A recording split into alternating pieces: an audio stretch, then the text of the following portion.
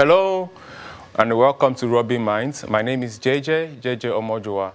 You already know on Rubbin Minds we have conversations that are of interest to the general public, especially concerning young people. It's been quite an interesting week. It was 100 days since May 29, since especially the new administrations.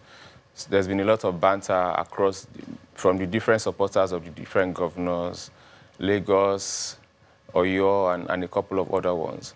But the interesting issue for today is actually the xenophobia attacks in South Africa, and that's exactly where we'll pick today's conversation from, because that hasn't just been the most trending topic in Nigeria, actually across the continent, because the attacks were not just against Nigerians. So on today's show, I have God Bless Otubure to discuss this with me, and also Adeoye Adelaja. So God bless. What exactly has been happening in South Africa? So thank you, Mojowa, and thank you to the people from Africa and Nigeria that are tuning in and watching. What has been happening in Africa is a failed... in South Africa, yes, specifically? in South Africa, specifically. It's a culmination of a failed government that has decided to brand a powerless enemy. An entity that they felt could be tagged as an enemy, and they were able to draw attention enough negative attention to a set of people that they felt would be the fall guy for the failure of what government is supposed to do. So whilst we see the attacks on other Africans by Africans, what I see is the failure of government that has just shifted that blame to a less powerful, a more reachable supposed enemy. That's what is happening in South Africa. And those who are carrying out the act are even victims themselves. So that is how I'm going to take it for now. Interesting. Adeoye, on your part, even though these attacks sort of came on the fore from September 1 and throughout last week, they're not new. They've been there for a while. Why has this continued to go on for such a long time? Well, for me, just like my friend here said, it's a failure of government. And the victims from across Africa, they are not in any way reason why South Africa is where they are. You see, we have to look at it from when South Africa, when the whites left South Africa, they handed back their land to them, okay? They are supposed to demand for economic power, okay? Most of the young folks you see in South Africa is as a result of laziness, because the sky is too big for everyone to fly, okay? If you are talking about business, you cannot say because I come to your country to come and hustle and I put in more effort to be successful, then you are now blaming me that's the reason why you don't have jobs. So that's, is very, very unthinkable, okay?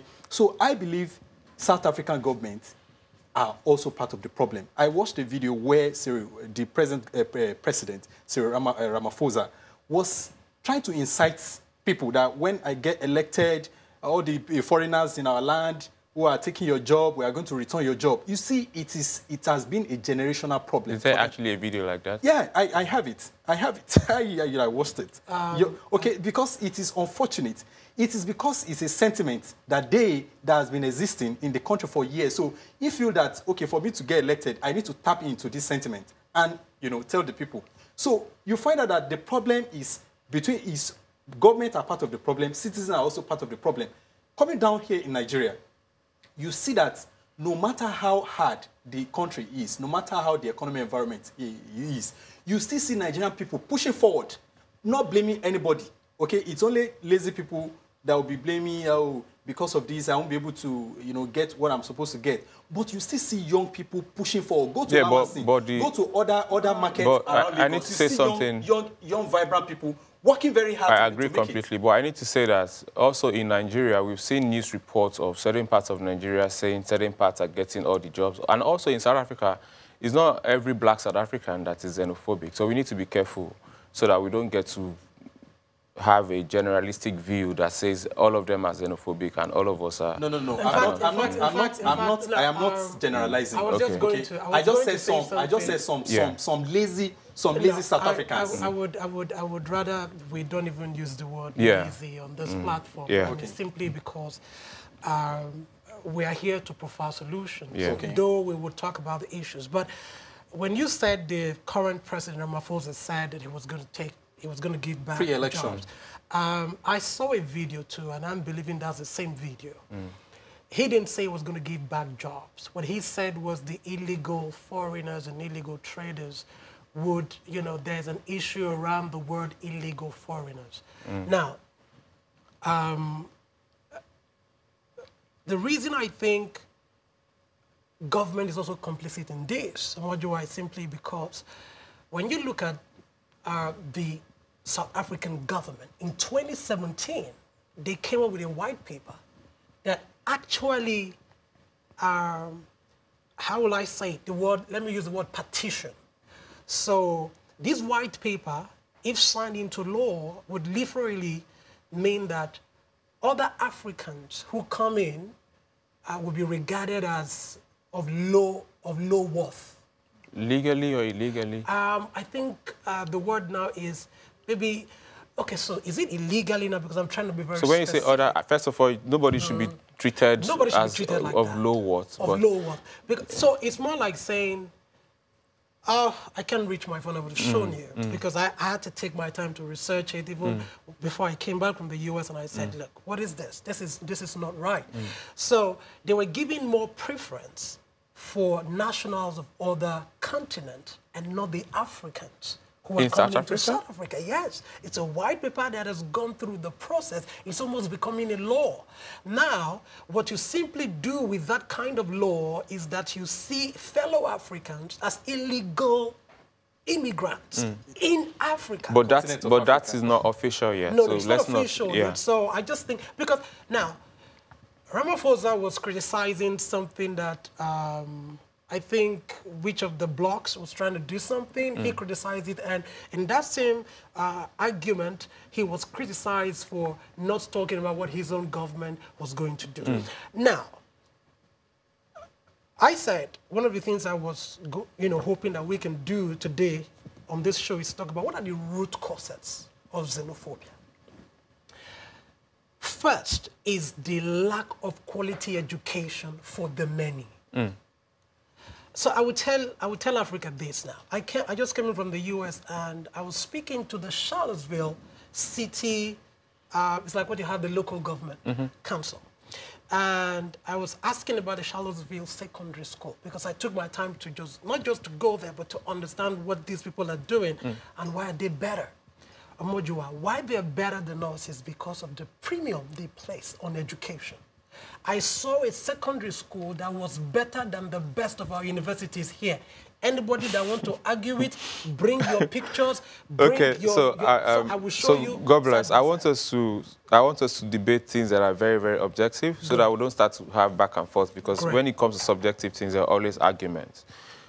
Part of the fallout of the xenophobic attacks during the week was a number of governments withdrew from the World Economic Forum. Meanwhile, the World Economic Forum is not owned by the South African government. Absolutely. It's an independent think tank based in Switzerland. Nigeria has hosted World Economic Forum before 2014. I think Addis Ababa hosted in 2012. It's been hosted by Kigali, Rwanda. Do you think governments and individuals withdrawing, boycotting World Economic Forum, do you think it makes any difference to the conversation and the issue? I think it does. The very reason it does is simply it brings it to the fore that if this continues to happen, I cannot be here. Even though they don't own the platform, but it's happening in South Africa. And we're saying, if your people continue to do this, we're not going to be here. For that very reason, I think it holds water. Do you think that, because in the midst of all of this, the likes of the African Union, COMESA, the regional bodies, they have a responsibility. What are the avenues available to them to help the South African government prevent xenophobic attacks? Well, you see, public enlightenment is one of the things every other leaders across Africa can use to pass the message to them. Because like I said before, we have to look at the root cause of the problem. Until when we get to understand where the problem lies, then we can be able to provide solution to it.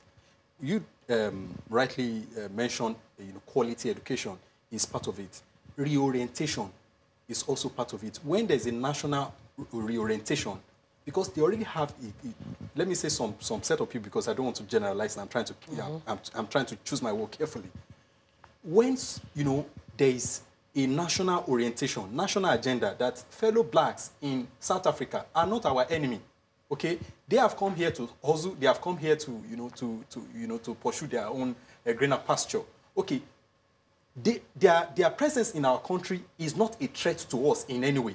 When they understand that, basically, then I believe we're going to start having, get to somewhere. In Africa, we complain about racism. Okay, so what is happening in Africa, in South Africa? What are we going to call that? Discrimination against your fellow, African. You are saying they have come to your country to come and take your job. So what are we talking about? So why are we not complaining about the whites? That, we go to London, we go to US, we face some form of racist attack, discrimination and all that day. So until when we come, we say African, we are going to unite. We are all one set of people, okay? Not just by color, by our ideology, by what we believe in, okay? By our shared economic power, okay? That is when we can now begin to move forward. Then I will have my shop here as a Nigerian. A South African can have next to me. You understand? We're not going to be seeing ourselves as enemy. It's not as maybe I'll be looking for a little opportunity to come up so that I can go and attack the Nigerian, Mozambique, or Ghanaian, or every other, fellow brother and sister from Africa. So I believe that's a solution. God bless. What I wanted to find out is, are there avenues available to the African Union to help manage this thing because now it's gone beyond South Africa. It's not even bilateral. It's not just Nigeria and South Africa now. It's multilateral, right? So what are the avenues available to the African Union to help to solve this problem? Okay, so let us look at some of the things that you have already pointed out. You have all the blocks, the trading blocks. Now, and it's really interesting that we just signed the African Free Trade, and we're having this challenge. That is one of the most important tool or avenue to ensure that this is managed. Because the idea is we have to look at the economic loss to each country that is involved in this problem, because this is not just a Nigeria, South Africa problem. It's a problem between, that involves the Tanzanians, the Zambians, the Lesotho, people from Lesotho, people from Zimbabwe. So you look at all, and Botswana as well. You look at all of that and say, look at what we would lose if this is not managed. But let me say something very quickly. I say this with all sense of humility to my fellow brothers. In fact, when I made a post about this, I didn't say South Africa, I said our country, South Africa. It is not going to be possible that in our lifetime, any African will be regarded as a foreigner on African soil. It is not going to happen. Our generation would not tolerate it. If the guys who came before us did not do well to preserve that identity, we would ensure that that does not continue. Isn't it this, what you just said, people have been saying this for 50 years. And let me tell you how we would do it. I will tell you how we would do it. So I gave a scenario to that I was explaining to someone. I said, if you have an uncle who is older than you, gave his kidney for you to live, when you gave birth to your first child, he was the one that brought his car to take your child from the hospital to the house. But as he aged, he died, left his kids. You failed to document the sacrifice of your uncle, of your brother, to your children. Then your uncle, your brother's children grew up, made a mistake, and eventually ran to you for help. If your children don't have the same knowledge of the sacrifice of your brother to your life and their own life what will happen? They will turn against the children, laugh at them when they make mistakes, but they will forget the sacrifice of their father. Institutionalize the sacrifice of countries that came to the rescue of our brother South Africa. When you institutionalize it, I'm not saying that it will pass by oral tradition. It will be in the school curriculum. Well documented. Well documented. So the child from 6 to 18. But you know, this is a good idea, but you know, this is the part that the other parts of Africa played in the South African freedom. It's right there in Mandela's book, apart from other places. Is it there in the school? Is it there in school? The best way to make a people behave in a certain way and create a culture is to put it in school. I totally agree with that. Adeoye, so one of the effects of what happened in South Africa is there's been massive looting of perceived South African companies and platforms in Nigeria. Do you think that was avoidable? Well, I think it's, to start with, it's very, very wrong because most of these businesses Nigerian people are attacking are just franchise, okay, that they are, most of them are owned by Nigerians. So is this just... Would it be right if they were owned by South Africans? Even though if it is owned by South Africa, it's no, you cannot, I cannot fight with you now and you now go and attack another person. Do you understand what I'm saying? It doesn't make sense that, you know, people who brought their investment to Nigeria employ Nigerians. They didn't bring South Africans to come and work in these places. It is still we Nigerians that are working there. And you have to know that for every person, every employed person has a chain of beneficiaries. So by the time you go and attack, and South Africans say, okay, the trouble in Nigeria is too much. Anytime they have attack in South Africa, they come to disrupt our business. So let us move to Congo. Let us move to Ghana. So what's going to happen? There will be massive job loss. And people who are chains of this beneficiary, as a result of the person working in South Africa company, all of them, you know, they will start looking for, you know, alternative, which might take time to start. So it's very wrong. Talking about alternatives, what are the specific options available for the South African government to get this done? I wish you could nuance it better, considering the other problems underlying these xenophobic attacks that are actually very real. But what can the South African government do? The South African government has to take drastic steps in ensuring that they deliver goods to their people. That's basic. It is simply because of failed government policies that they diverted their attention to Africans as the fall guys. The South African government must now sit back to understand that though our citizens are not, and mind you, one day the South Africans would attack the government. Not the South Africans, some of these people doing the attack. Some of these people who are, because in the end, I was telling someone today, I said, did you see guys with ties, nice suits, attacking people? No. It is those who feel economically displaced, right?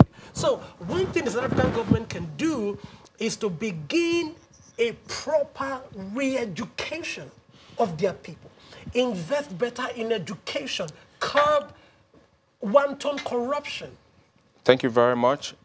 Curb wanton corruption, invest in education, and I think those were the main points of the conversations. Absolutely. Because that's exactly where you started from.